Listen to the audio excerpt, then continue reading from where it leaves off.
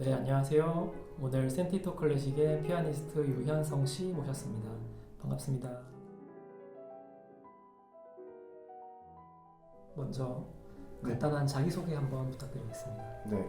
저는 예원학교를 거쳐서 서울예고 음악과 전체 수석을 졸업하였고 연세대학교 피아노과에 수석 입학한 후 학사를 졸업하였고 그다음 동대학원 석사학위를 거쳐서 동대학원 박사학위를 공부하던 중에 도독하여서 독일 윈스터 국립음대의 피아노과 콘체르토 egzamin 과정에서 미카엘 교수님 지도 교수로 고요. 그 과정에서 지금 열심히 공부하고 있습니다.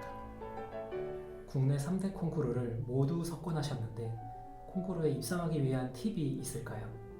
그 콩쿠르를 2011년도부터 처음 준비하기 시작하면서 매해 정말 도전을 했었는데 그렇게 안 되고 안 되다가 17년도에 4월, 7월, 11월 이쯤에 거쳐서 다 이제 한 해 동안 석권을 했는데 제가 그때 느꼈던 거는 지금도 자부하는 거는 그 세 가지 콩쿠르 다 곡을 제가 다 다르게 짰었어요. 그래서 보통은 이제 그런 콩쿠르 나갈 때 곡을 다 겹치게 짜거든요. 근데 저는 다 다르게 짰었거든요. 그게 의도한 건 아니었고요. 4월에 콩쿠르 끝나고 7월 거를 또 준비를 하려는데 했던 곡을 또 하기가 싫어서 그래서 바꿨고 또 7월 콩쿠르 잘 되니까 그다음 마지막 콩쿠르를 또 잘 하려고 하다 보니까 레퍼토리를 또 바꾸고 싶더라고요. 그래서 제가 한 작곡가를 좋아하는 것도 있지만 작품을 막 이렇게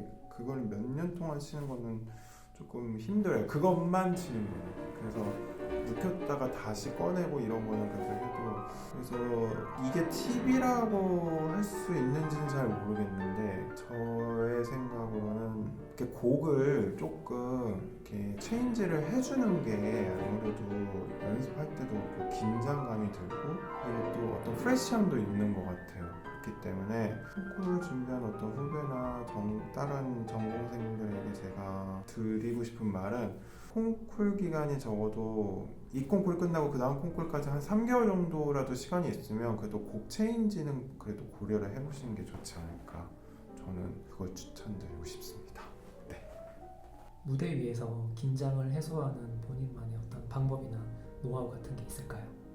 아무래도 긴장은 이제 누구나 다 할 수밖에 없는데 저 같은 경우에는 그 긴장감을 떨쳐버리기 위해서 많은 연습을 해야 된다는 생각을 항상 갖고 있었는데요. 근데 어느 순간부터 연습만으로는 무대에서 그 긴장을 완벽하게 버릴 수는 없다고 생각을 해서 무대 위에서 하는 작은 긴장 정도는 연주에 또 도움이 된다는 생각을 요즘은 하고 있어요. 그래서 어떤 약간의 긴장감을 저는 조금 이제는 즐기려고 스스로 좀 노력하는 편인 것 같습니다.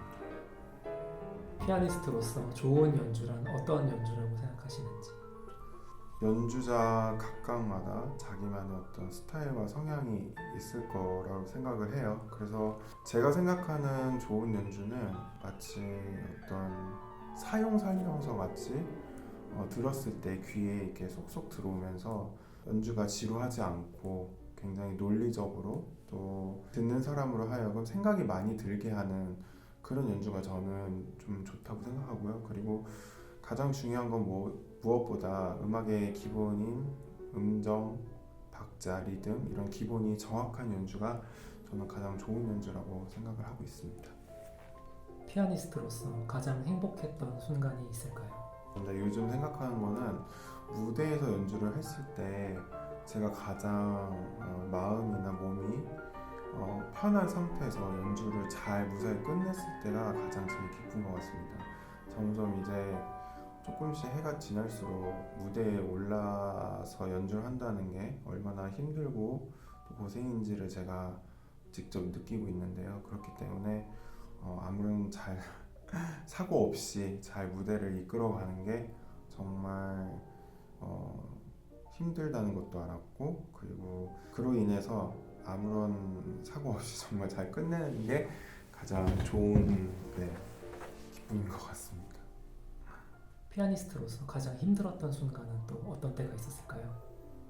아까 이제 질문하셨던 거 중에 이제 긴장에 관한 질문을 하셨었는데 제가 어느 순간 무대에서 제가 연습한 거에 절반도 미치지 못하는 연주력을 한다는 걸 제 스스로 깨달았던 시점이 있었어요.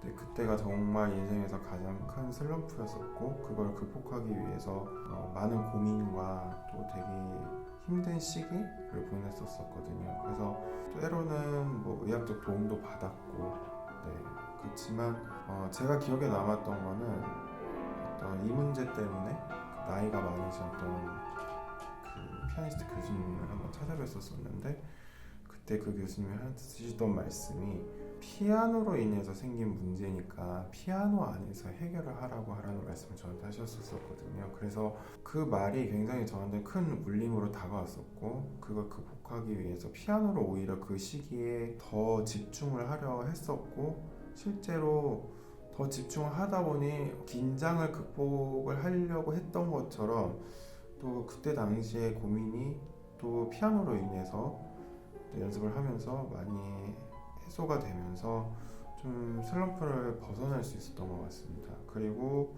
가장 최근에도 조금 개인적인 일로 힘든 시기가 있었었는데 그래도 이렇게 또 좋게 연주를 할 수 있게 되고 이래서 그 순간순간 힘들 때마다 우연찮게 연주나 또 무슨 어떤 다른 일들이 제가 할 수 있는 환경이었었어요. 그렇기 때문에 빨리 안 좋은 일은 극복할 수 있는 그런 순간이 빨리빨리 이렇게 패턴이 전환될 수 있었던 것 같습니다.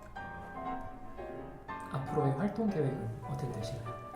네, 일단 저는 계속 독일과 한국을 지금 왔다 갔다 하면서 공부하면서 또 서울에서는 또 연주 있을 땐 연주를 하고 있고요. 향후 이제 앞으로 이제 공부를 마치고 돌아오면 귀국 연주회도 하고 그리고 저도 이제 올해나 내년쯤 같이 이제 마음이 잘 맞는 후배 피아니스트와 함께 듀오를 창단을 하고 또 앙상블도 또 같이 할 예정이거든요. 그래서 그 계획이 다 이루어질 때까지 또 많은 어려움과 또 시간이 걸리겠지만 하나하나 잘 착은해가도록 노력하겠습니다.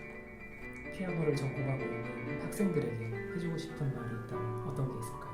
아마 제가 그랬듯이 지금 많은 피아노뿐만 아니라 음악을 전공하는 학생들이 굉장히 힘들어하는 시기인 것 같아요. 공연장을 가도 또 대회를 이렇게 참관하러 가봐도 좀 굉장히 옛날에 비해선 분위기가 많이 침체가 돼 있다는 거를 조금 느끼고 있거든요. 그래서 뭔가 계속해서 자기 자신이 내가 앞으로 어떻게 음악을 하면서 살아갈 것이에 대한 고민을 일찍부터 하는 게 저는 좋을 것 같고요.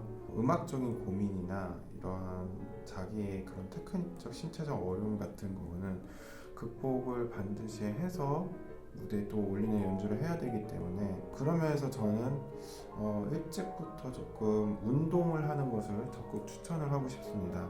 저는 운동을 20대 중반서부터 이제 같이 연습을 하면서 병행을 했었는데요. 운동을 하면서 연습도 같이 음악도 같이 하면은 훨씬 더 시너지 효과가 좋기 때문에 저는 저희 후배들 또 전공하시는 분들 앞으로 하실 분들께 꼭 연습과 더불어 운동을 하나씩은 꼭 하시기를 추천을 드립니다. 피아노 연주하시다 보면 여러 가지 감정을 느끼게 되실 텐데 그중 가장 좋아하는 감정이 있다면 어떤 게 있을까요?